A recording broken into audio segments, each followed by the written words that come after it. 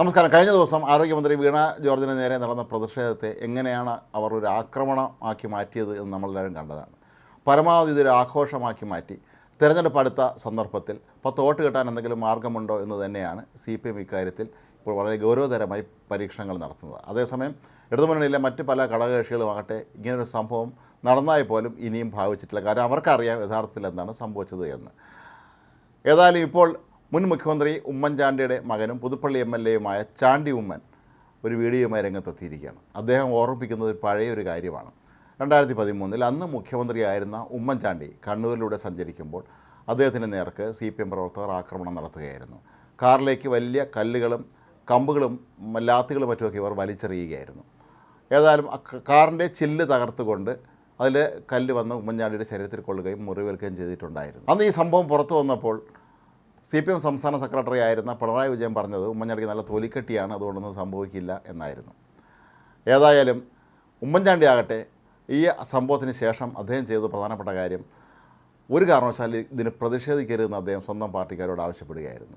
ഇന്ന് മാത്രമല്ല, പ്രതിപക്ഷത്തെ നേതാക്കന്മാർക്ക് ഒരു തരത്തിലുള്ള കുഴപ്പമുണ്ടാകരുതെന്ന് ഉറപ്പുവരുത്തണമെന്നാണ് അന്ന് മുഖ്യമന്ത്രിയായിരുന്ന ഉമ്മൻചാണ്ടി പോലീസിനോടും മറ്റധികൃതരോടൊക്കെ തന്നെ ആവശ്യപ്പെട്ടിരുന്നത്. എന്നാൽ ഇവിടെ സംഭവിക്കുന്നത് എന്താണ്?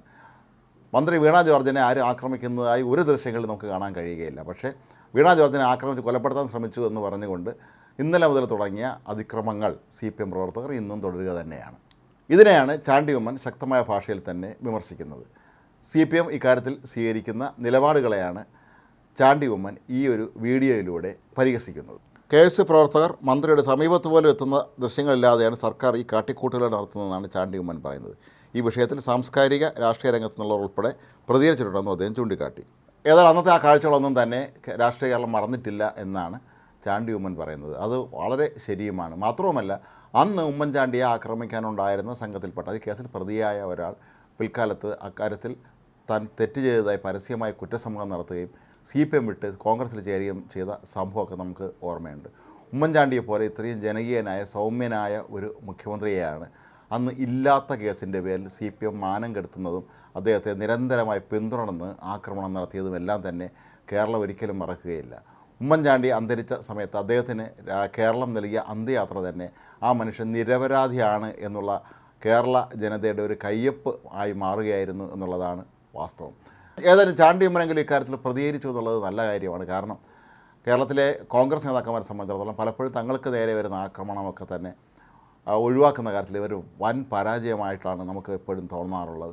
ഇന്നലെ കണ്ണൂരിൽ ഇത്തരത്തിലുള്ള വലിയൊരു തട്ടിപ്പ് നാടകം അരങ്ങേറുമ്പോൾ വർഷങ്ങൾക്ക് മുമ്പ് അന്ന് മുഖ്യമന്ത്രിയായിരുന്ന ഉമ്മൻചാണ്ടിക്ക് നേരെ നടന്ന ഈ ഒരു ആക്രമണത്തെ എത്ര കോൺഗ്രസ് നേതാക്കന്മാരുടെ സമൂഹ മാധ്യമങ്ങളിൽ ചൂണ്ടിക്കാണിച്ചുകൊണ്ട് പ്രതികരിച്ചത് അല്ലെങ്കിൽ പ്രതിരോധിച്ചത് എന്ന് ചോദിച്ചാൽ വിരലെണ്ണാന്നുള്ളവർ മാത്രമാണ് ഈ പഴയ സംഭവം ഓർമ്മിച്ചത് പോലും.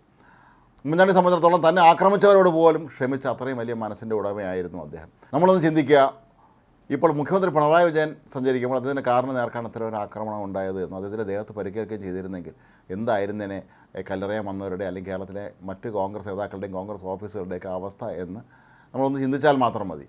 ഏതായാലും ചാണ്ടി ഉമ്മനെങ്കിലും ഇക്കാര്യം ഓർമ്മിപ്പിച്ചത് നല്ലതായി. കാരണം കേരളം ഒരിക്കലും മറക്കുകയില്ല ആ സൗമ്യനായ മനുഷ്യൻ്റെ ശരീരത്തിലേറ്റ മുറിവ്. നിരപരാധിയായ ഒരു മനുഷ്യനെയാണ് അന്ന് വെറുതെ പ്രതിക്കൂട്ടിൽ കയറ്റി നിർത്തി അദ്ദേഹത്തെ അങ്ങേയറ്റം അപമാനിച്ച് പുറത്താക്കാനുള്ള ശ്രമങ്ങൾ നടത്തിയത്. അന്ന് അതിന് നേതൃത്വം കൊടുത്തവരൊക്കെ തന്നെ ഇന്ന് വളരെ മാന്യന്മാരായി സമൂഹ മധ്യത്തിൽ ഇറങ്ങി ഉമ്മൻചാണ്ടിയെക്കുറിച്ച് പോലും നല്ല വാക്കുകൾ പറയുന്നത് നമ്മൾ കാണാറുണ്ട്. പക്ഷേ ഒരു കാര്യം ഉറപ്പാണ്, അന്ന് കേരളത്തിലെ CPM ഉമ്മൻചാണ്ടിയോട് കാട്ടിയത് ഒരു കാരണവശാലും അംഗീകരിക്കാൻ കഴിയാത്ത കൊടും ക്രൂരത തന്നെയാണ്. അത് ഒരു മനുഷ്യനെ ക്രൂരമായി അദ്ദേഹത്തിൻ്റെ മരണം വരെ വേട്ടയാടുകയും അദ്ദേഹത്തിന് സർക്കാർ തന്നെ നിയോഗിച്ച അന്വേഷണ കമ്മീഷൻ അതിഭീകരമായ രീതിയിൽ അദ്ദേഹത്തെ വിചാരണ നടത്തിയപ്പോൾ അതിൻ്റെ എല്ലാം വാർത്തകൾ കൊടുക്കാൻ ഉത്സുകത കാണിച്ച അന്നത്തെ പല മാധ്യമങ്ങളുടെയൊക്കെ തന്നെ ആളുകൾ ഇപ്പോഴും ഓർക്കുന്നുണ്ടാകും. ആ മനുഷ്യൻ എത്ര ക്ഷമയോടുകൂടിയാണ് ഉമ്മൻചാണ്ടി ആ കമ്മീഷന് മുന്നിൽ നിന്ന് തൻ്റെ മൊഴി നൽകിയത് എന്ന്. പക്ഷേ അദ്ദേഹത്തിന് അറിയാമായിരുന്നു താൻ ഇക്കാര്യത്തിൽ നിരപരാധിയാണ് എന്നും ഒരു കാലത്ത് സത്യം പുറത്തു വരും എന്നും. ഏതായാലും ഉമ്മൻചാണ്ടി അന്തരിക്കുന്നതിന് മുമ്പ് തന്നെ അദ്ദേഹത്തെ നിരപരാധിയാണെന്ന് കണ്ടെത്തിക്കൊണ്ടുള്ള CBIയുടെയൊക്കെ തന്നെ റിപ്പോർട്ടുകൾ പുറത്തു വരികയും അങ്ങനെ ഉമ്മൻചാണ്ടിക്ക് ഈ കേസിൽ തീർത്തും നിരപരാധിയായി തന്നെ അന്തരിക്കാനുള്ള ഭാഗ്യം ലഭിക്കുകയും ചെയ്തിട്ടുണ്ടായിരുന്നു. പക്ഷേ ചാണ്ടി ഉമ്മനെങ്കിലും അത് ഓർത്തല്ലോ, അത്രയും നന്ന്.